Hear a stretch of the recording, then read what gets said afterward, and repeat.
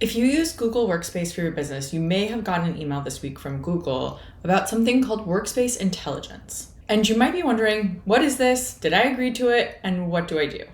That's exactly what we're covering today. Hi, I'm Marta, digital marketing consultant and creator of Accountabilibuddies, where I help small business owners optimize their online presence. So what is Workspace Intelligence? It's a new AI layer that Google turned on by default this week for most Google Workspace plans, including Business Starter, which is the most common plan for small businesses. In plain language, it gives Gemini, Google's AI assistant, automatic access to your Gmail, Google Drive, calendar, and chat. So it can pull context from all of those sources at once without you manually having to paste things in.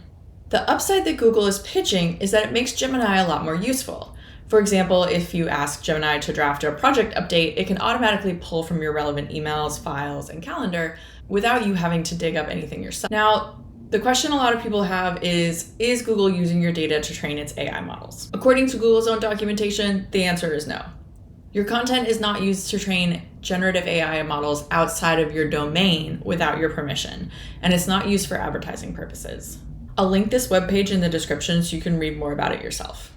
But this feature being on by default means Gemini is actively scanning across your Gmail, Drive, calendar, and chat to power its suggestions.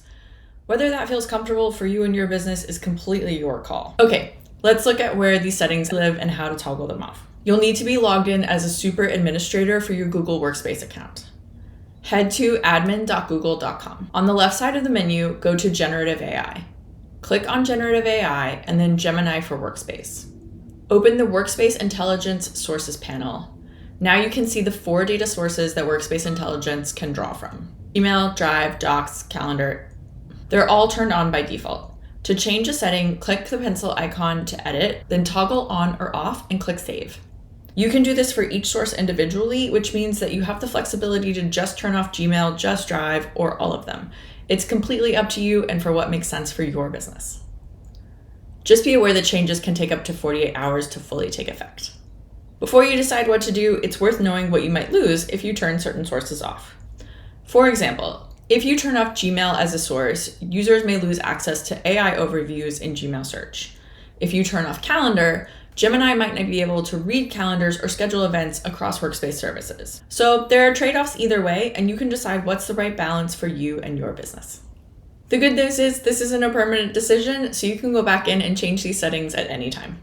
If staying on top of things like this feels overwhelming, that's exactly why I created Accountabilibuddies. It's my group membership for small business owners where we cover social media tips, platform updates, and meet weekly for accountability calls, so you're never navigating this stuff alone. Your first month is completely free, so you can try it out and see if it's the right fit for you. I'll link it in the description. And if you found this video helpful, please give it a thumbs up and subscribe so you don't miss more videos like this. I'll see you in the next one.